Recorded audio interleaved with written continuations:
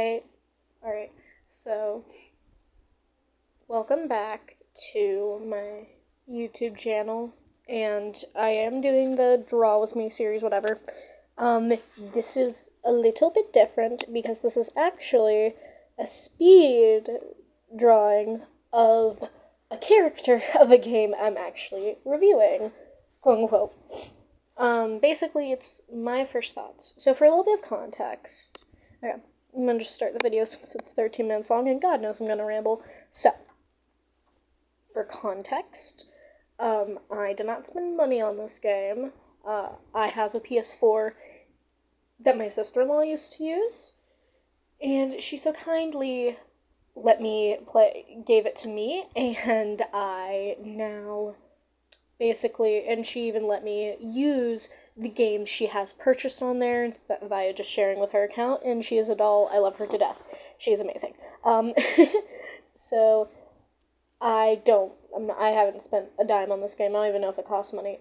And even more, when I'm viewing things through her profile picture or profile and downloading them, they're already purchased and download. They only show the icon and the name. So I'm too lazy to look up what it's about. So all I saw was the game's icon and the name. And that's how I base off of my downloads. So I had no idea what this game was. I just downloaded on a whim. So it is called Let It Die, and I want to clarify that my thoughts on this game are mine and no one else's. This is not me saying do or don't play it. You can only ever know if you personally like a game when you yourself play it, so don't take this as like blatant hate or anything. This is just my own personal opinion. So, I download the game, and I'm just gonna walk through and point out every red and green flag that I experienced when playing. And to be fair, I only did one run. I did the tutorial in one run, so maybe it has a secret amazing thing, and I just missed it, but I don't know.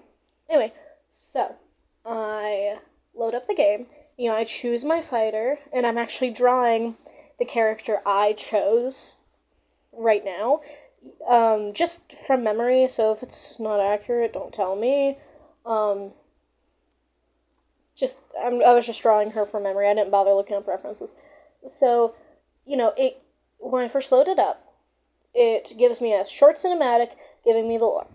Green flag, it was short, sweet, to the point, and yes, it obviously has some interesting lore, shows me a character I might meet. Green flag, good job. You made it short, sweet, to the point, and then you got me invested, you got me going, great. 10 out of 10, no nuts.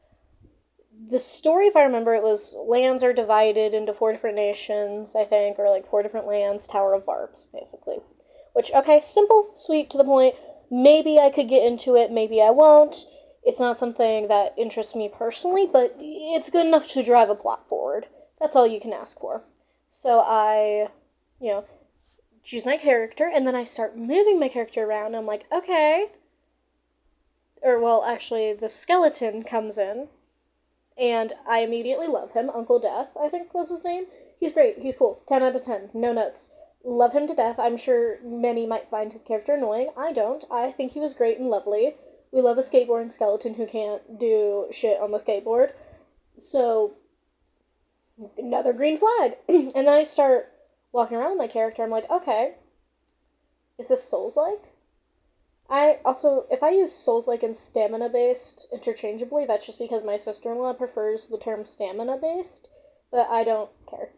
So I'm like, okay, Souls-like, interesting, that's neat. I like Souls games. I'm bad at them, but I like them. So I, go around and, try out the controls. They feel good. I like it. Another green flag. So, I approach, and we do, another green flag. It's a mixed bag. It's a green and red flag. The balloons with the envelopes would appear, and I liked it because it kind of gives you almost a choice on whether or not to read it, which I like. It was a lot of information, and I tend to skim, especially since I usually play games late at night, but it was useful enough, it did its job. So, I went about and started playing, and it was nice. Controls were good. One notice is that two things, and this is my own personal preference. So usually in Souls games, when you lock on to a character and you roll, your camera stays centered. Like it stays centered on the enemy, which is great when you're trying to keep your eye on the enemy.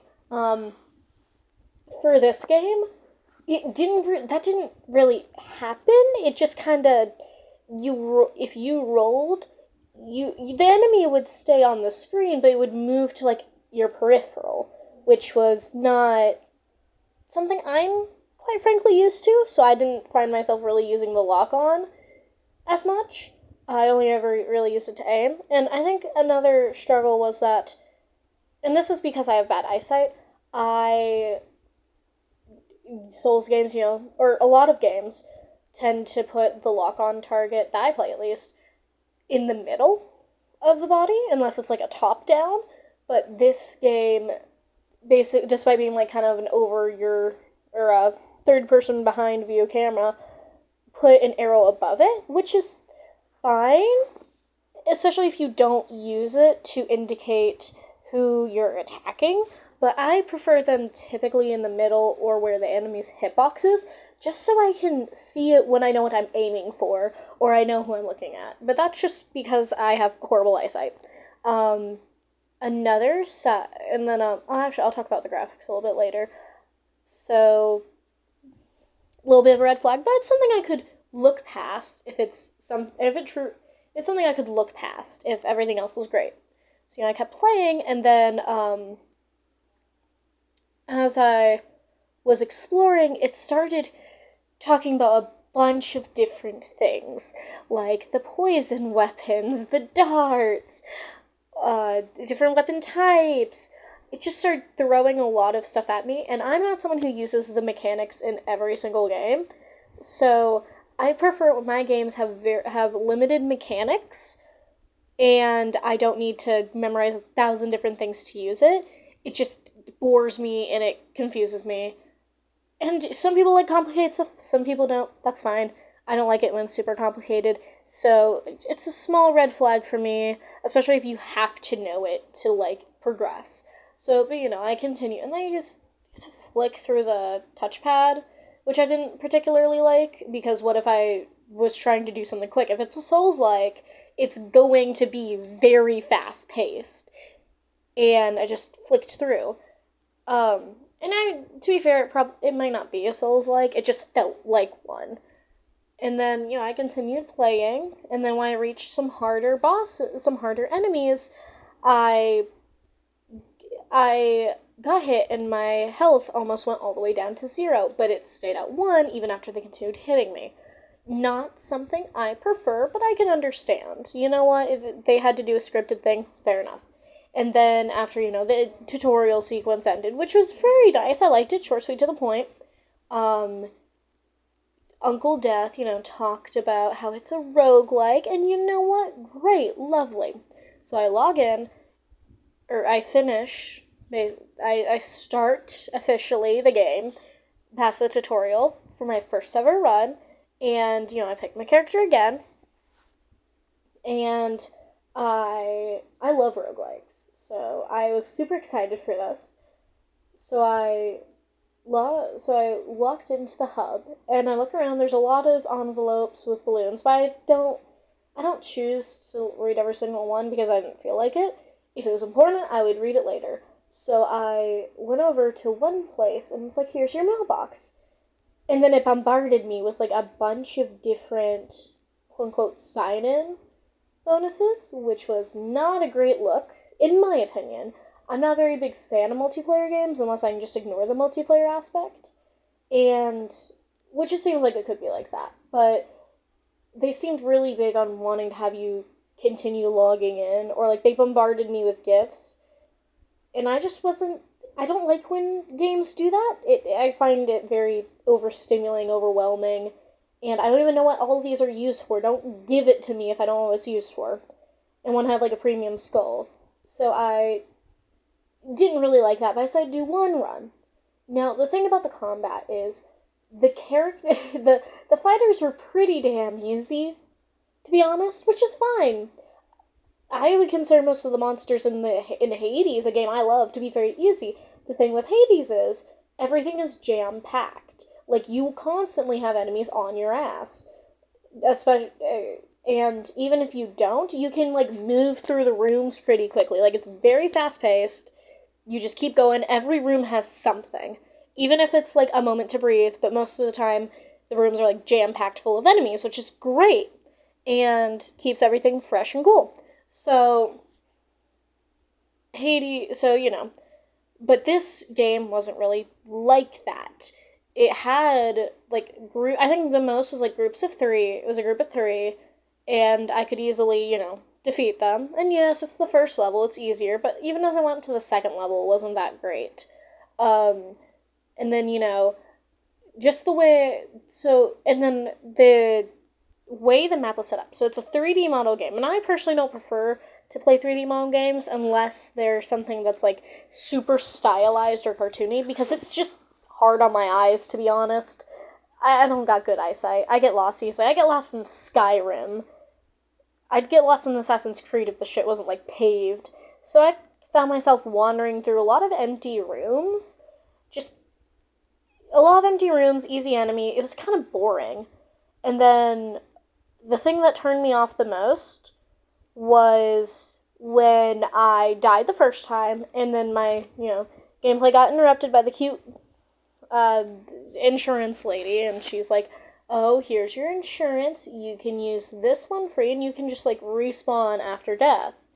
And it used a rainbow skull that I knew was premium currency, solely based on the fact that I only got, like, 6 of them, or 10 of them, and I got, like, thousands of the other stuff.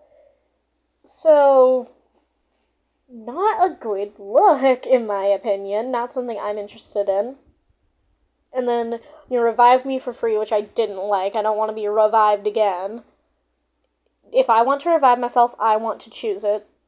And so, I died again, and they're like, you can do this one free today. So, I don't know. I liked the weapons. I liked the way combat worked. Just wasn't.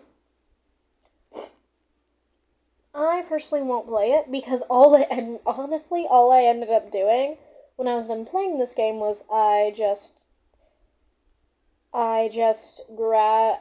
closed it, deleted it, and then I opened Elden Ring and played that for hours. So all it ended up doing was making me want to play Elden Ring and Bloodborne.